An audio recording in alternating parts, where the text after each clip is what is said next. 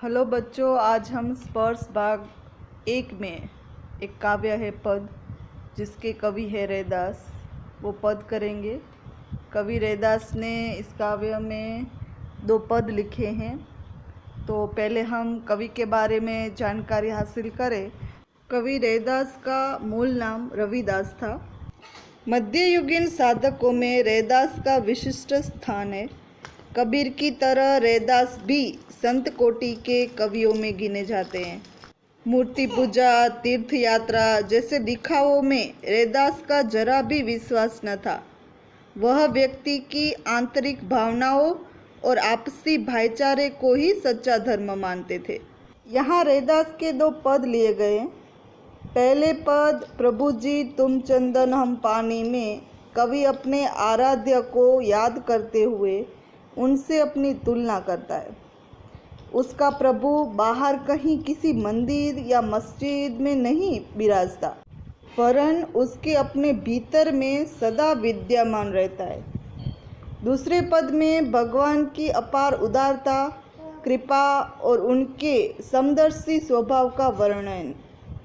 रैदास कहते हैं कि भगवान ने तथाकथित निम्न कुल के भक्तों को भी सहज भाव से अपनाया है और उन्हें लोक में सम्मानीय स्थान दिया है। अब हम रैदास रचित काव्य करेंगे। रैदास के पद, उसमें पहला पद देखें तो, अब कैसे छूटे राम नाम रट लागी प्रभु जी,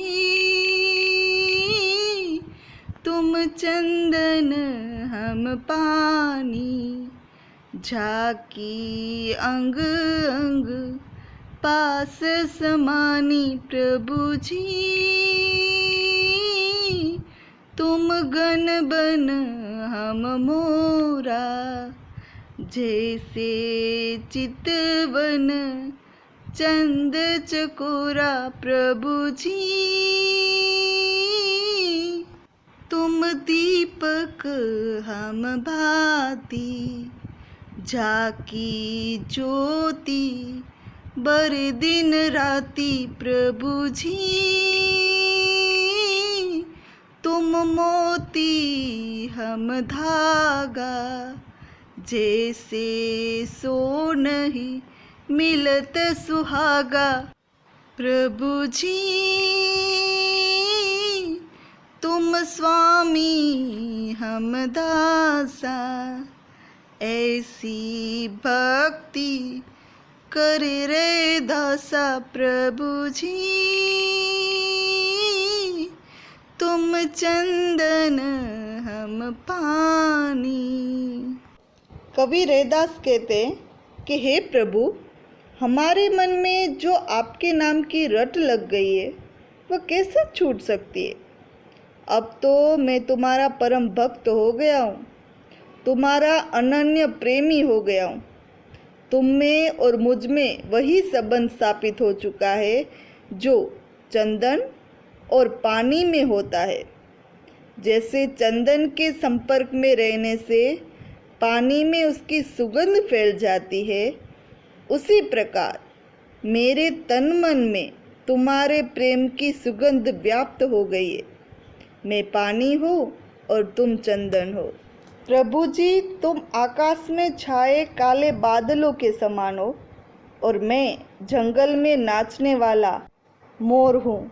जैसे वर्षा बरसाते बादलों को घुमड़ते देखकर मोर खुशी से नाचने लगते हैं, उसी भांति मैं आपके दर्शन पाकर खुशी से भाव मुक्त हो उठता हूँ।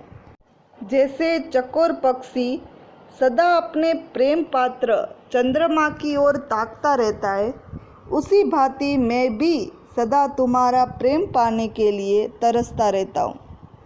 तुम चंद्रमा हो तो मैं चकोर हूँ। हे प्रभु, तुम दीपक हो, मैं तुम्हारी बाती हूँ। मैं बाती के समान सदा तुम्हारे प्रेम में जलता रहता हूँ। तुम्हारे प्रेम की चमक दिन रात मेरे मन में समाई रहती है। हे प्रभु, तुम मोती के समान उज्जवल, पवित्र और सुंदर हो।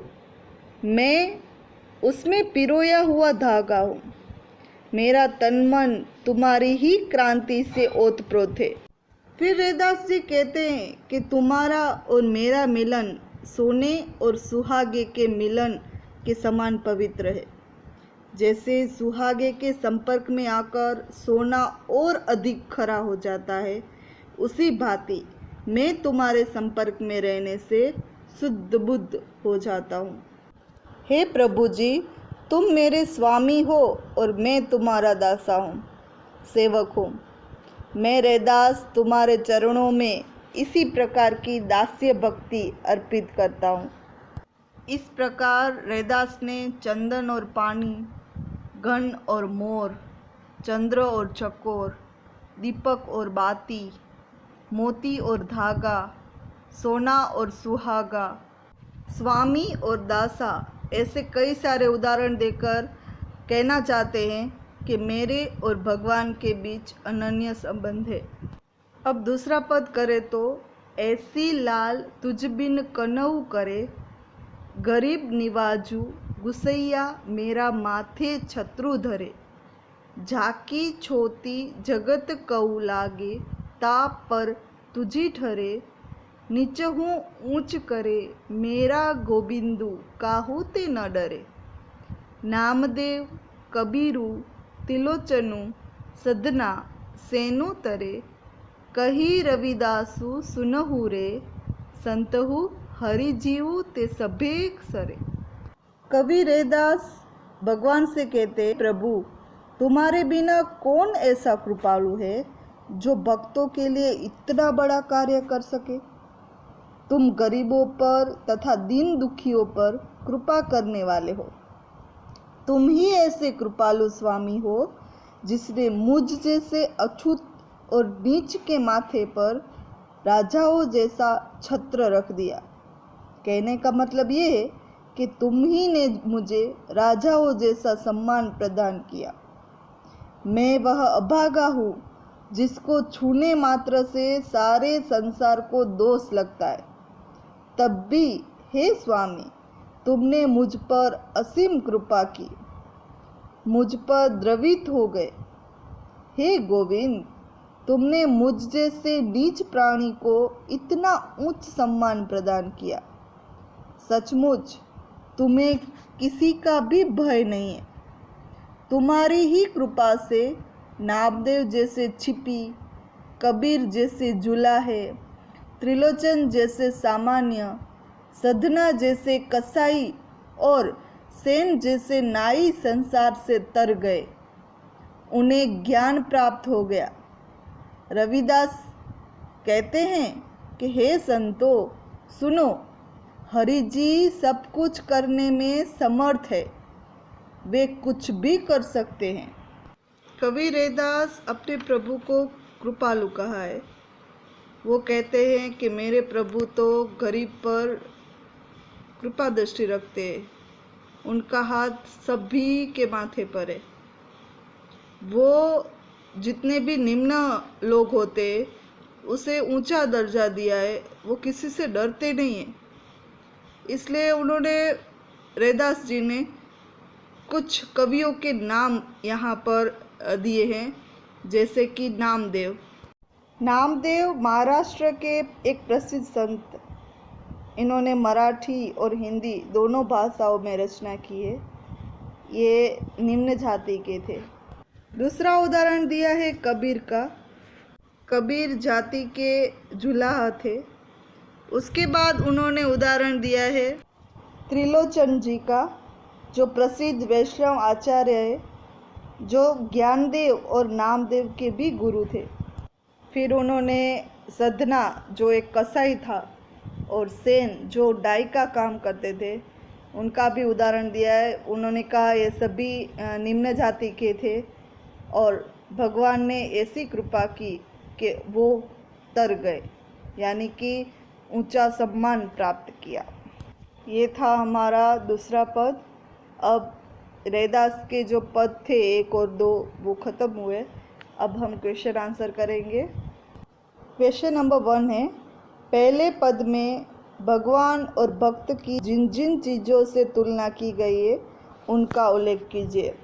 तो पहले पद में भगवान और भक्त की तुलना बहुत सी चीज़ों से की है, जैसे कि चंदन भगवान है तो भक्त पानी है, घन भगवान है तो भक्त मोर है, चांद भगवान है तो भक्त चकोर है, दीपक भगवान है तो बाती भक्त है, मोती भगवान है तो भक्त धागा है, सुहागा भगवान है तो भक्त सोना है। क्वेश्चन नंबर 2, पहले पद की प्रत्येक पंक्ति के अंत में तुकांत शब्दों के प्रयोग से नाद सौंदर्य आ गया है, जैसे कि पानी, समानी आदि। इस पद में से अन्य तुकांत शब्द छाट कर लिखिए। तो यहाँ आप हर एक पंक्ति के आखिर में देख सकते हो, देखो पानी समानी, मोरा चकोरा, बाती राती, धागा सुहागा, दासा रेदासा, ये तुक वाले शब्द। क्वेश्चन तीसरा है, पहले पद में कुछ शब्द अर्थ की दृष्टि से परस्पर संबंध है, ऐसे शब्दों को छाट कर लिखिए, जैसे दीपक और बाती।